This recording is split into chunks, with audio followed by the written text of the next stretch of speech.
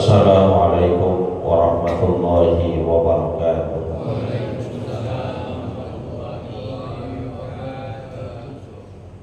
Bismillahirrahmanirrahim. Alhamdulillahirabbil alamin. Allahumma shalli wa sallim ala sayyidina Muhammadin wa ala alihi wa sahbihi ajma'in. Amma ba'du. Fa inna asdaqal hadits kitabullah wa khairul hadi hadi sayyidina Muhammadin sallallahu alaihi wasallam wa syarrul umuri muhdatsatuha wa kullu muhdatsatin bid'ah wa kullu bid'atin dhalalah wa kullu dhalalatin finnar. Subhanaka la ilma lana illa ma 'allamtana innaka antal alimul hakim. Rabbi shrah li sadri wa yassir li amri wahlul 'uqdatam min lisani yafqahu qawli. Amin. Yang sama-sama kita hormati dan muliakan guru kita Ustaz Dr. Andes Haji Asman bin Haji Abdul Rahim,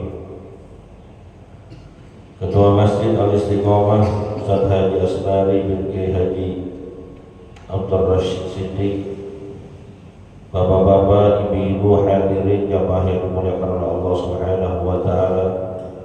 Alhamdulillah, kembali kita bisa hadir di majlis ilmu, majlis kebaikan, majlis yang insya Allah mengantarkan dan memudahkan kita menuju surganya Allah Subhanahu wa ta'ala. Amin ya rabbal alamin. Kita lanjutkan kajian kitab kita. Bismillahirrahmanirrahim. Wal mutakabbiru masrufun an ayatillahi ta'ala, kama qala Allah ta'ala sa'asrifu an ayatil ladina yatakabbaruna bil ardi bighairil haqq. Wa qala Rasulullah sallallahu alaihi wasallam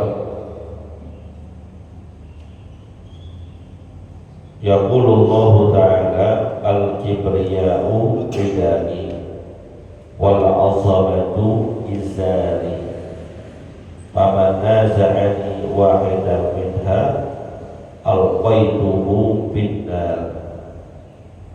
Wa qala alaihi salatu wassalam yuhsyarul mutakabbiruna yawmal qiyamati mithla dzar fi suratir rijal yakshahumul dhullu min kulli makanin.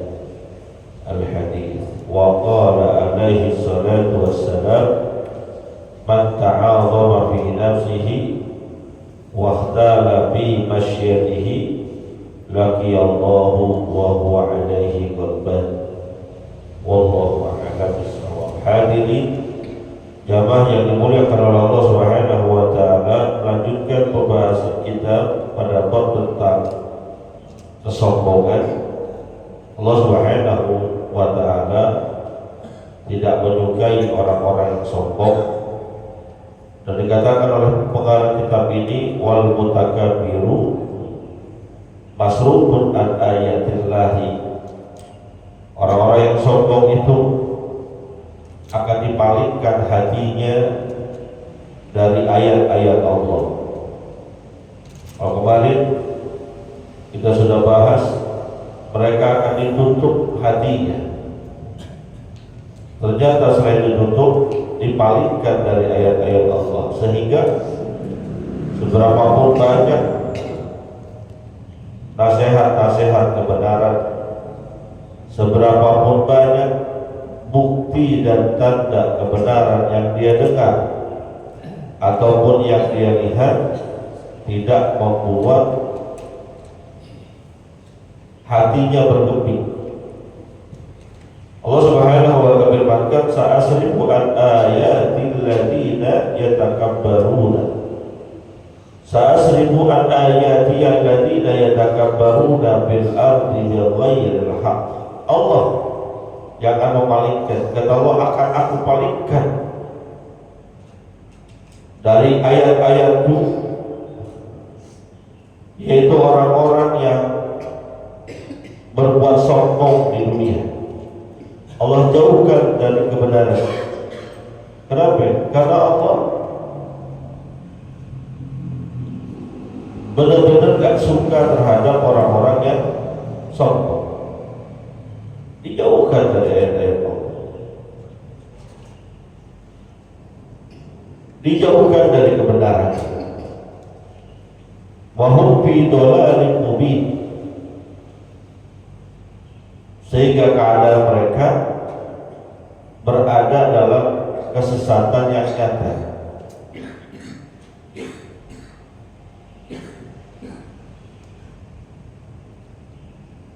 Lantaran awalnya dulu gak mau mendengarkan ayat-ayat Allah, gak mau memperhatikan ayat-ayat Allah, sehingga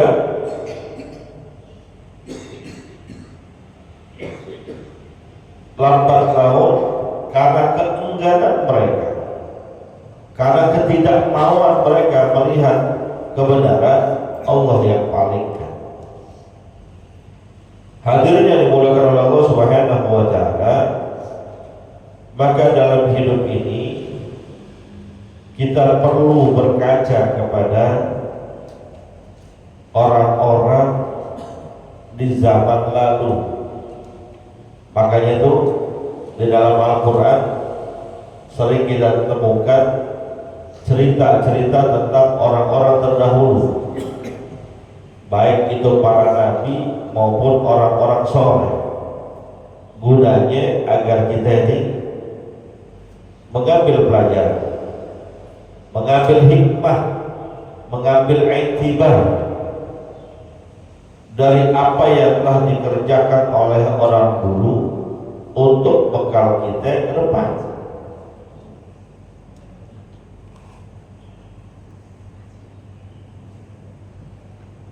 Salah satu contohnya adalah Nabiullah Sulaiman alaihi salatu wassalam. Bagaimana Allah tidak memberikan beliau fasilitas yang sangat dahsyat luar biasa, yang orang zaman sekarang gak pantas, gak bisa, gak mampu memilikinya.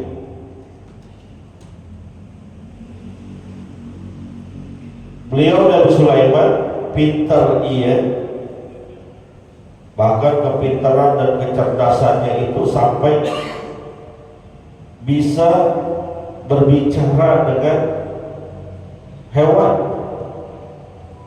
memahami bahasa hewan, memahami bahasa jin.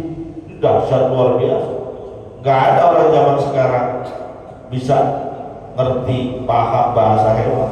Kalau ada, orang ngaku-ngaku. Itu kayak, mohon maaf, saya sebutin namanya, mudah-mudahan bukan bagian dari gibah, tapi sebagai pelajaran. Itu yang suka viral di TikTok, di YouTube, Mama Gufron. Tahu nggak Mama Gufron? Wamakoli itu ngaku bisa bicara bahasa hewan, ngaku bisa bicara bahasa jin, bohong. Karena kemampuan yang dimiliki oleh Nabiullah Sulaiman itu wa mulkan la yang bagi li ahadi, kekuasaan, kemampuan yang gak pantas, gak bisa diraih oleh orang-orang setelahnya. Nabiullah Sulaiman Pak bisa bicara bahasa hewan.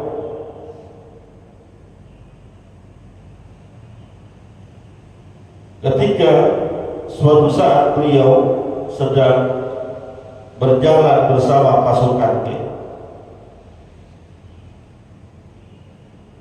melewati daerah yang mungkin di situ banyak semutnya,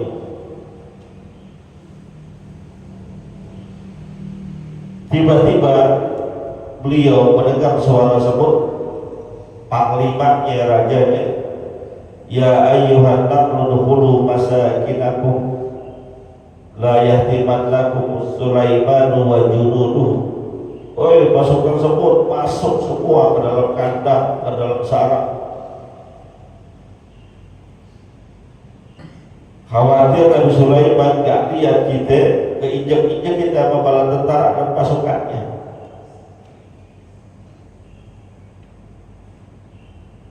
Dikira Nabi Sulaiman gak paham, dikira Nabi Sulaiman gak tahu, padahal paham dan tahu. Lalu seketika juga pasukannya disuruh berhenti, nunggu pasukan tersebut pada masuk, baru lanjutkan perjalanan. Ini ada dalam Quran. Itu ilmunya, kekuasaannya dahsyat luar biasa.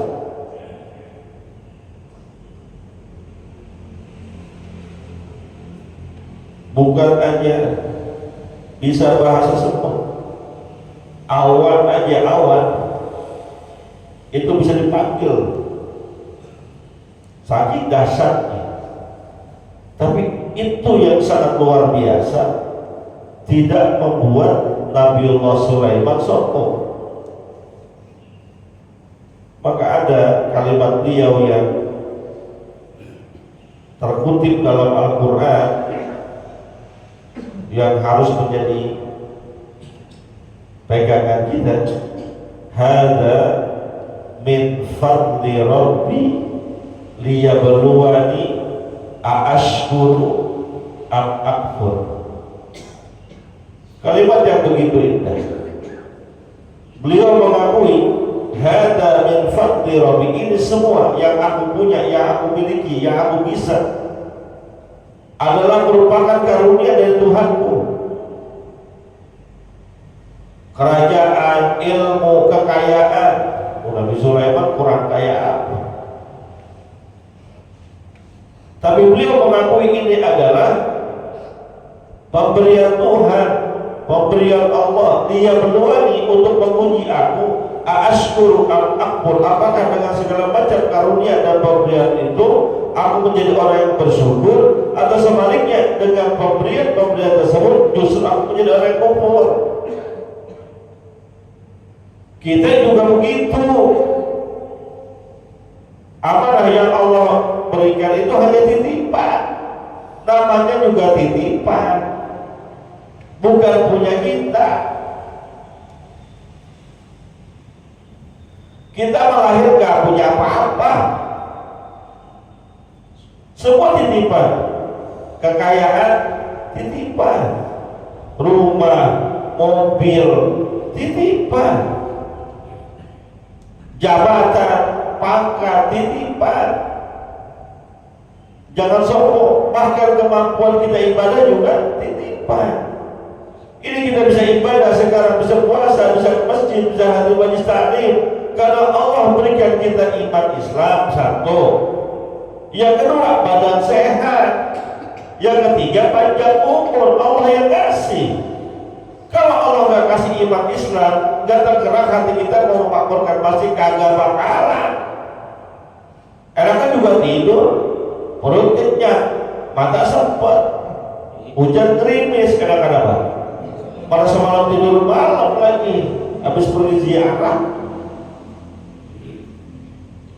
Kalau bicara enak, akan tidur, terkena hidayah berangkat. Yang kedua, badan sehat. Ada orang yang imannya kuat, Islamnya kuat, hidayah yang kuat, badannya kagak sehat. Gue pengen banget ke masjid, gue pengen sholat tarawih, pengen hadir majelis ilmu, api apa daya, gak kuat langkahnya, badan sakit. Kan anugerah dari Allah, kesehatan, badan sempurna sehat, iman Islam masih ada, tapi umur udah gak ada, selesai. Titipan, mau ngapain sombong, titipan. Maka kalau ada orang yang dengan titipannya itu, pemberian dari Allah itu, dia jadi sombong, Allah gak reda, Allah gak senang. Karena ada hadis Nabi kita Muhammad sallallahu alaihi wasallam merupakan hadis qudsi yang di dalamnya memuat firman Allah, kata Allah Subhanahu wa taala, al-kibriya'u ridai wal azamatu izari. Kesombongan itu adalah ridaknya aku, selendangnya aku. Dan keagungan itu adalah sarungku. Artinya sombong aku itu punyanya Allah, pakaiannya Allah, bukan pakaian kita. Famana za'ali wahidan, barang siapa orang yang mencabut atau mengambil sifat-sifat yang punya aku itu, kata Allah, alqaituhu finnar, akan aku lemparkan orang itu ke neraka. Ibarat baju, bukan baju kita. Mohon maaf nih, mohon maaf, badan saya gede. Gede gak badan saya? Gede gak? Gak usah takut-takut, gede gak? Nah gitu, jujur aja jadi orang. Badan saya gede. Saya kalau pakai baju, kalau nggak 6L, 5L, kan gede banget tuh. Gede kan? Ustaz Abdul Muhid badannya rada kecil, paling dia pakai baju L kali ya, UM lagi. Bayangin, seandainya Ustaz Abdul Muhid yang biasa pakai M, lalu pakai baju saya, apa yang terjadi? Pantas gak? Dia kayak pakai gamis. Saya pakai baju nih, baju saya baju koko, bukan gamis. Baju koko saya dipakai sama Ustaz Abdul Muhid, udah kayak pakai gamis dia. Bukan ukurannya nggak pas, maka manusia nggak boleh sombong. Bukan pakaian kita, jelek kelihatannya, orang bukan pakaiannya. Yang pantas sombong itu hanya Allah. Yang boleh ngaku-ngaku hanya Allah, yang lain nggak boleh. Ente mau ngaku-ngaku ya, tiba baru dapat gusuran aja ngaku-ngaku. Tiba dipimpin aja sombong. Allah pantas. Maka dalam sebuah hadis dikatakan, tatkala terjadi huru hari kiamat, semua makhluk mati, meninggal dunia, gak ada makhluk satupun. Maka Allah berkata kepada dirinya sendiri sebagai bentuk pengakuan atas kehebatannya, saya adalah Tuhan Rabb semesta alam. Mana itu makhluk-makhluk yang sombong, yang dulu ketika di dunia mengaku Tuhan, yang dulu ketika di dunia berlaku sewenang-wenang dengan pangkat dan jabatan. Allah tentang itu semua.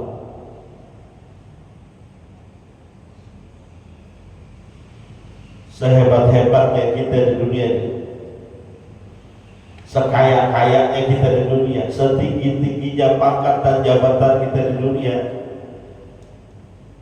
hakikatnya terlahir dari sesuatu yang hina dan tidak membawa apa-apa. Mohon maaf, kita semua ini, walaupun Nabiullah Adam bahan dasarnya adalah tin, tanah, tapi kita terbuat dari perpaduan antara sel telur ibu kita dengan sperma ayah kita. Yang mohon maaf, sperma itu kalau nempel di badan kita, kita geli megangnya, geli semuanya, makanya telah buru-buru. Tapi itulah dasar kita, dasar penciptaan kita dari situ. Lalu mau sombong bagaimana? Setelah itu berproses, terlahir kita ke dunia. Seandainya pun dia orang kaya, apakah terlahir membawa emas? Kagak. Sekalinya pun dia anak raja, anak pejabat, terlahir di dunia, apakah membawa mahkota? Enggak. Enggak bawa apa-apa, telanjang gitu. Udah telanjang, nangis lagi. Nabi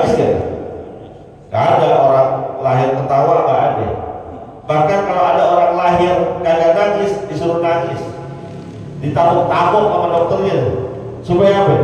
Supaya nangis. Maka kita diingatkan oleh sebuah syair, waladatka ummuka yabna adam baqiya. Hei manusia, anak cucu Adam, engkau dilahirkan oleh ibumu atas takdir dari Tuhanmu, bahagia dalam keadaan menangis. Wan nasu haulaka yadhakuna surura. Di saat yang bersamaan, manusia-manusia di sekitarmu girang, ketawa, senang. Ibunya senang, bapaknya senang, kakek neneknya kalau ada senang. Bukan itu, tetangganya ikut senang. Kalau dia punya kakak tuh yang lahir, punya kakak, kakaknya ikut senang. Senang semuanya.